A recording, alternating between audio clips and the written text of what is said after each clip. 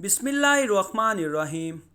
ہم بستری کے وقت شوہر کو یہ جملہ بولنے والی عورت سیدھا دوزخ میں جائے گی۔ آپ صلی اللہ علیہ وآلہ وسلم سے یہ بات ثابت ہے کہ جہنم میں عورتوں کی اکثریت ہے۔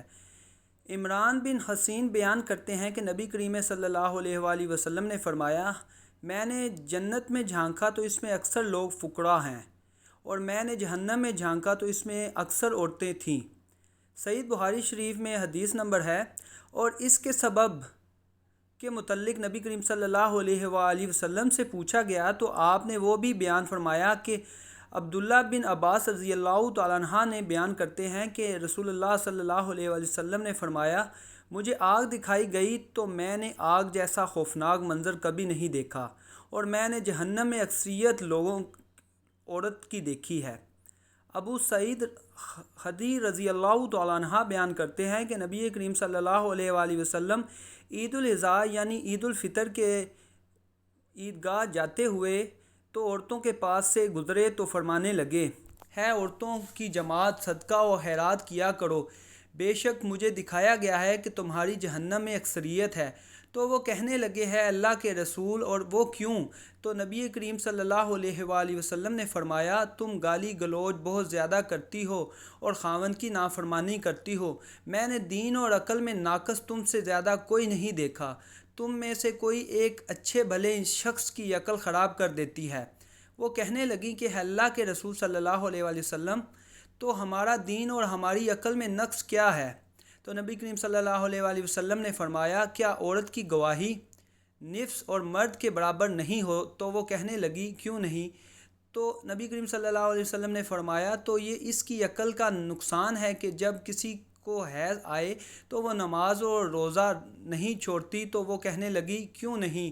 تو نبی کریم صلی اللہ علیہ وآلہ وسلم نے فرمایا، اس کی دین کا نقصان ہے۔ سیدنا انس بن مالک رضی اللہ تعالیٰ عنہ سے روایت ہے کہ نبی کریم صلی اللہ علیہ وآلہ وسلم نے فرمایا، کسی کے بشر کے لیے اجازت نہیں کہ وہ دوسرے بشر کو سجدہ کرے۔ اگر ایک انسان کا دوسرے انسان کو سجدہ کرنا مناسب ہوتا تو میں عورت کو حکم دیتا کہ وہ اپنے خاوند کو سجدہ کرے، کیونکہ اس پر اس کے خاوند کا بہت بڑا حق ہے۔ اس کی ذات کی قسم جس کے ہاتھ میں میری جان ہے، اگر خاوند کو پاؤں سے لے کر سر کی مانگ تک بھوڑے نکل آئیں اور اس سے لہو اور پیپ بہنا شروع ہو جائے، اور اس کی بیوی آ کر اس کو چاٹنا شروع کر دے، تو پھر بھی وہ اپنے خاوند کا حق ادا نہیں کر سکے گی۔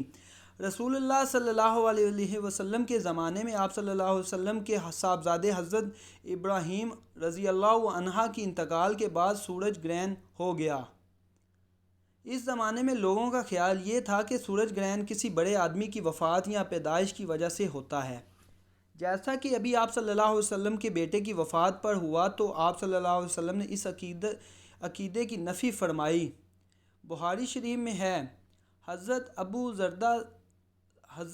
ابو موسیٰ رضی اللہ عنہ سے روایت کرتے ہیں، تو انہوں نے بیان کیا کہ سورج گرہن ہو تو نبی کریم صلی اللہ علیہ وسلم اس طرح گھبرائے ہوئے کھڑے ہوئے جیسے قیامت آ گئی۔ آپ صلی اللہ علیہ وآلہ وسلم نے مسجد میں آئے اور طویل ترین قیام اور رکوع اور سجود کے ساتھ نماز پڑھی۔ اس سے پہلے آپ صلی اللہ علیہ وسلم ایسا کرتے ہیں نہیں دیکھا تھا، اور آپ صلی اللہ علیہ وآلہ وسلم نے فرمایا کہ یہ نشانیاں ہیں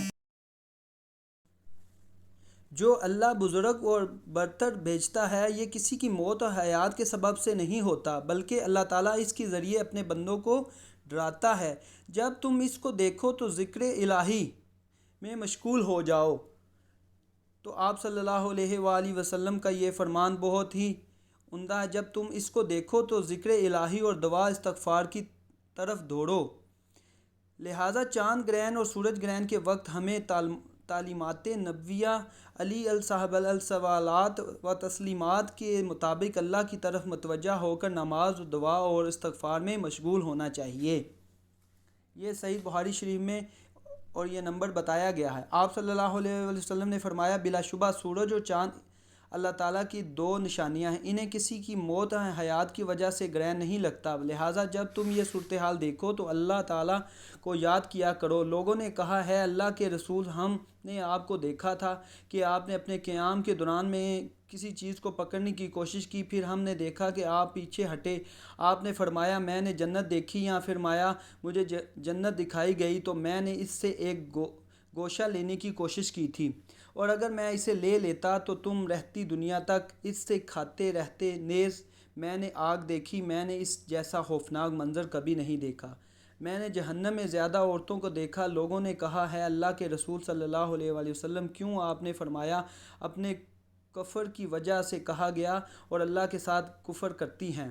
آپ نے فرمایا نہیں، وہ خاوند کی ناشکری کرتی ہیں اور احسان فراموشوں میں ہیں۔ اگر تو ان میں سے کسی کے ساتھ ساری زندگی حسن سلوک کریں پھر اور تجھ سے وہ کوئی ناگوار چیز دیکھے تو کہے کہ گی میں نے تجھ سے کبھی کوئی اچھا سلوک نہیں دیکھا۔ یہ ہے وہ جملہ جس جملے کی شوہر سے بولنے والی عورت جہنم میں جائے گی۔ طلاق کا شمار اللہ تعالیٰ کے بڑے ناپسندیدہ کاموں میں سے ہے۔ آپ صلی اللہ علیہ وسلم نے کس عورت کو طلاق دینے کا حکم دیا؟ حدیث سے ملاحظہ فرمائیے۔ سیدنا کلیب بن صبرہ رضی اللہ عنہا سے روایت ہے کہ وہ کہتی ہیں میں نے کہا ہے اللہ کے رسول، میری ایک بیوی ہے، وہ بڑی زبان دراز ہے اور مجھے اذیت دیتی ہے۔ آپ صلی اللہ علیہ وسلم نے فرمایا اسے طلاق دے دو۔ اس نے کہا میرا اس کے ساتھ پرانا ساتھ ہے اور اس سے میری اولاد بھی ہے۔ آپ صلی اللہ علیہ وسلم نے فرمایا پھر اسے روک لو اور اسے بھلائی کی تلقین کرتے رہو، اگر اس میں بھلائی قبول کرنے کی صلاحیت ہو تو وہ قبول کر لے گی۔ بہرحال تو نے اپنی بیوی کو اس طرح نہیں مارنا چاہیے جیسے لونڈی کو مارا جاتا ہے۔ سیدنا غوث اعظم رحمۃ اللہ علیہ ایک دن خطاب فرما رہے تھے۔ خطاب کرتے ہوئے آپ نے فرمایا 10 قسم کی عورتوں کا قیامت کے دن جنت میں جانا مشکل ہو جائے گا۔ پوچھا گیا حضرت وہ 10 قسم کی عورتیں کون سی ہیں؟ آپ نے فرمایا نمبر 1 شوہر کی نافرمانی کرنے والی، نمبر 2 بے پردہ عورت، نمبر 3 تیز زبان چلانے والی، لوگوں کے سامنے بولنے والی عورت، ہر وقت موت مانگنے والی عورت، نمبر 5 دین کا مذاق کرانے والی عورت، نمبر 6 چغل خور عورت، نمبر 7 احسان جتلانے والی عورت، نمبر 8 غیبت کرنے والی عورت، نمبر 9 بال کھول کر چلنے والی عورت، نمبر 10 ہے غیر مردوں کو اپنی زینت دکھانے والی۔ یہ 10 عورتیں ہیں جن کا قیامت کے دن جنت میں جانا مشکل ہو جائے گا۔